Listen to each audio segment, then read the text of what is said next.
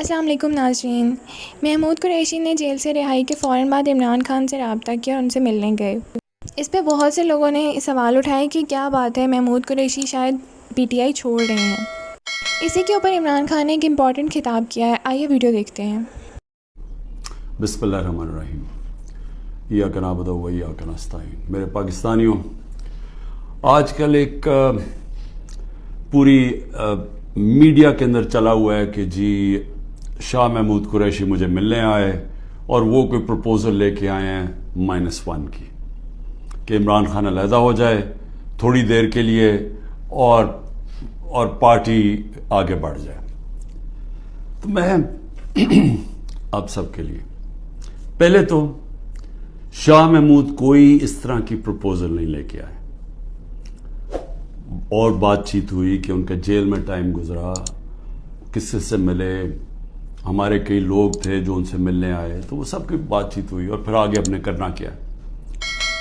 لیکن میں آپ سب کو ذرا سمجھانا چاہتا ہوں کہ 2 طرح کی پالیٹکس ہیں، یہ آپ نے بڑا ضروری سمجھنا ہے، کیونکہ ایک پالیٹکس میں یہ -1 چلتا ہے۔ وہ کون سی پالیٹکس ہے؟ اس کو پاور پالیٹکس کہتے ہیں۔ وہ پالیٹکس ہوتی ہے اقتدار کی پالیٹکس۔ وہ پالیٹکس ہے کہ اگر عمران خان پرائم منسٹر بننا چاہے، اچھا جی ابھی اسٹیبلشمنٹ میرے سے ناراض ہے، چلو میں تھوڑا پیچھے ہو جاتا ہوں، پارٹی کو آگے کر دیتا ہوں، کوئی ڈیل کر لیتا ہوں، کوئی سمجھوتا کر لیتا ہوں، اور اس کے بعد پھر آگے جا کے دیکھیں گے کہ ابھی کسی اور کے حوالے کر دوں تو وہ اس کے بعد پھر میری باری آ جائے گی۔ اس کو پاور پالیٹکس کہتے ہیں۔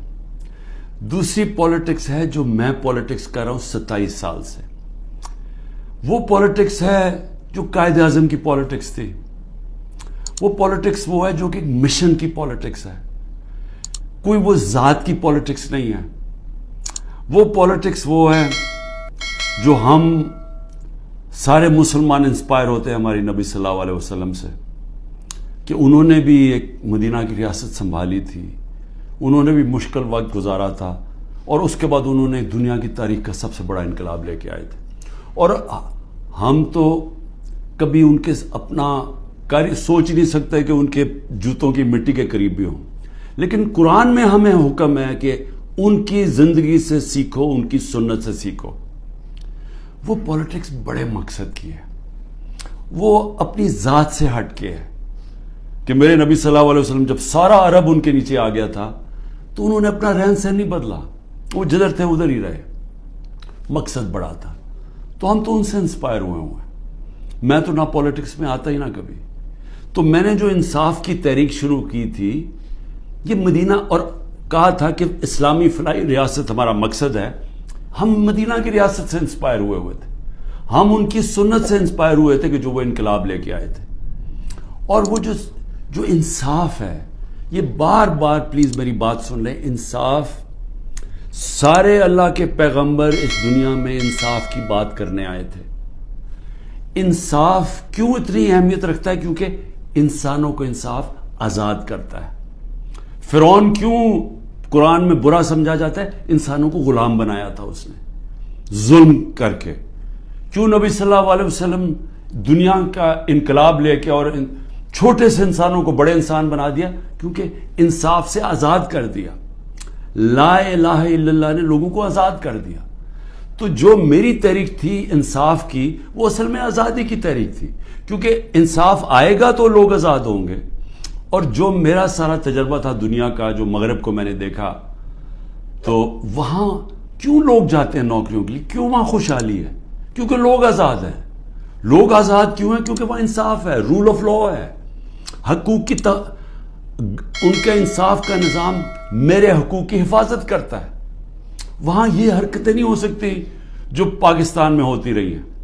اور میں یہ بھی کہتا ہوں کہ میرے اپنے لوگوں کو، میں اپنی ٹیم کو بتاتا ہوں کہ اب آپ کو پتا چلا جو ہمارے پر جب ظلم ہوا، کہ کیسے پاکستان کا کمزور طبقہ، مزدور، ہاری، کسان، جو کمزور طبقہ ہے، غریب، وہ چھابڑی والا، چھوٹے دکاندار، چھوٹے صنعت کار، یہ ہر وقت ان کو اس کا ظلم کا سامنا کرنا پڑتا ہے۔ جب وہ طاقتور کے سامنے آتے ہیں، ان کے پاس کوئی ان کی حفاظت کرنے کے لیے نہیں، ان کے تحفظ کرنے کے لیے نہیں، ان کے فنڈامنٹل رائٹس کو کوئی کسی قسم کا تحفظ نہیں. اور اس لیے تھانہ کچہری پٹواری کی پالیٹکس ہے، کیونکہ جو ان کا رائٹ ہے تھانہ کچہری پٹواری، وہی ان کو ادھر ظلم ہوتا ہے، ان کے اوپر ان کی زمینوں پہ قبضہ ہوتا ہے. قبضہ گروپ ہے یہاں، کیونکہ انصاف نہیں ہے. تو یہ میری ساری موومنٹ شروع ہوئی تھی تب 27 سال پہلے. یہ میری موومنٹ تب تک رہے گی جب تک میں زندہ ہوں، جب تک ہم اس ملک میں حقیقی آزادی، انصاف لے کے حقیقی آزادی نہیں لے کے آتے. اب یہ جب مجھے یہ کہتی ہیں چیزیں کہ جی وہ -1 کیسے ہوگا؟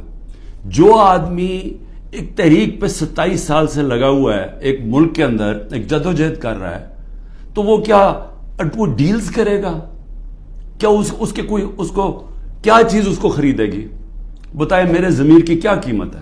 کیا پرائم منسٹرشپ قیمت ہے کہ اگر آپ یہ کر دیں تو آپ کو پرائم منسٹر میں تو پرائم منسٹر بن چکا ہوں. اور میں نے جب پرائم منسٹر بنا، میں نے ایک بات کہی کہ اگر پھر وہ مجھے 2018 کا موقع ملتا، میں سیدھی الیکشن پھر سے کرواتا.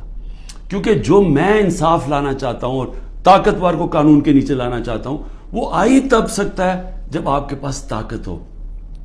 تو جب ایک کمزور ایک کولیشن گورنمنٹ، وہ اس پہ کیسے طاقت ہوگی کہ اس ملک میں انصاف قائم کرے؟ تو میں نے اس لیے بار بار میں نے کہا، میرے سے جب لوگوں نے پوچھا کہ آپ نے کیا غلطی کی، میں نے کہا میں نے غلطی یہ کی کہ مجھے شروع میں الیکشن کروا دینے چاہیے تھے، اور کمزور گورنمنٹ سے میں وہ اصلاحات جو لانا چاہتا تھا وہ نہیں لا سکتا تھا. تو اب میں آپ کو بتاؤں کہ جس طرح کی حرکتیں ہو رہی ہیں میرے لوگوں کے اوپر، میں اس لیے یہ آپ کے سامنے رکھنا چاہتا ہوں کہ آزاد معاشروں کے اندر یہ نہیں ہو سکتا. یہ صرف غلاموں کو ہوتا ہے. یہ صرف فرعون ایسی حرکتیں کرتا تھا لوگوں کے اوپر دہشت پھیلانے کے لیے، جو آج ہمارے پہ ہو رہا ہے. اور میں سارے پاکستانیوں کو کہنا چاہتا ہوں، جو اس وقت یہ پی ڈی ایم والے بھی بیٹھے ہوئے ہیں، یہ جو آپ تماشا دیکھ رہے ہیں، یہ یاد رکھیں کہ یہ آج ہمارے پہ ظلم ہو رہا ہے.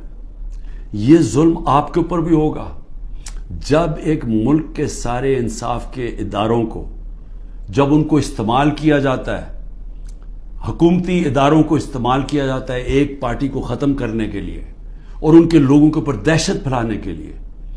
تو یہ سسٹم پھر جاتا نہیں ہے. کوئی بھی سنبھال کے یہ سسٹم سب اس اگر آج ہمارے حقوق نہیں، اگر ہمارے فنڈامنٹل رائٹس نہیں ہیں، تو یہ اب کل آپ کے بھی نہیں ہوں گے. فنڈامنٹل رائٹس تو ایک قوم کے حفاظت ہوتے ہیں نا، ان کو ہیومن رائٹس کہتے ہیں. یہ ہیومن رائٹس سارے ملک کے ہوتے ہیں. یہ نہیں ہوتا کہ ایک طبقے کے آپ ہیومن رائٹس لے لیں اور وہ طبقہ کیا ہے؟ ملک کی سب سے بڑی جماعت جس کا سب سے بڑا ووٹ بینک ہے. اگر آپ اس کے ہیومن رائٹس آج وائلیٹ کر رہے ہیں تو اس کا مطلب ہیومن رائٹس نہیں ہے، کیونکہ ہیومن رائٹس کو تو ایک ملک کی عدلیہ اس کی حفاظت کرتی ہے. تو ہماری عدلیہ کے تو کچھ سنتا ہی نہیں. ہماری عدلیہ نے تو سپریم کورٹ کہتا ہے الیکشنز ہوں گے 14 مئی کو آئین کے مطابق، گورنمنٹ پرواہی نہیں کرتی. تو گورنمنٹ آگے کیوں الیکشن؟ یعنی یہ تو اس کا مطلب کہ اس وقت طاقت کی حکمرانی آ گئی، کیونکہ جب آپ آئین سے باہر نکل گئے تو قانون سے باہر نکل گئے، اس کے مطلب جو طاقتور چاہے وہ کرے گا. تو یہ سارے ملک کو افیکٹ کرے گا. یہ تباہی سارے ملک پہ آ رہی ہے. تو ہمارے لوگوں کو جو مجھے صرف افسوس یہ ہے کہ کوئی فرق نہیں کیا جا رہا.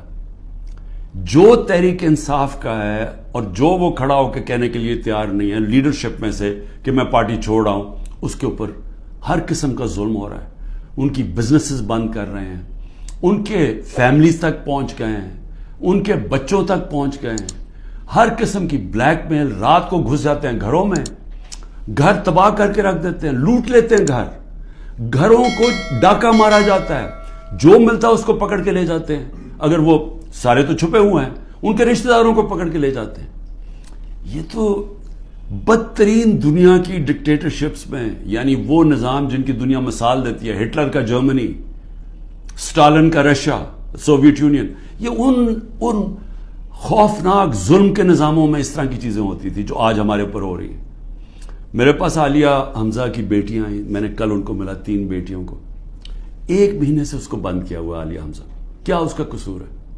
اس کا والد وہ میرے پاس آئے، انہوں نے بتایا کیسے گھر میں گھس کے انہوں نے ساری چیزیں توڑ دی, ان کی ٹی وی توڑ دیے, دو آدمی انہوں نے لاٹھیاں پکڑی ہوئی تھی, جو چیز آئے توڑ کے چلے گئے. اپنی رائے کا اظہار جو نیچے چیز دو کمنٹ تین سیکشن میں چیزیں ضرور پسند کیجیے. آئیں ویڈیو اٹھا کے اچھی لے لگی گئے. ہے تو لائک کرنا بالکل نہ کون سے بھولیے گا. ملک مور میں اپڈیٹس کے لیے چینل کو غلام سبسکرائب کر دیں. ملکوں تھینک میں یو. لوگوں کو غلام بنانے کے لیے یہ ہو رہا ہے.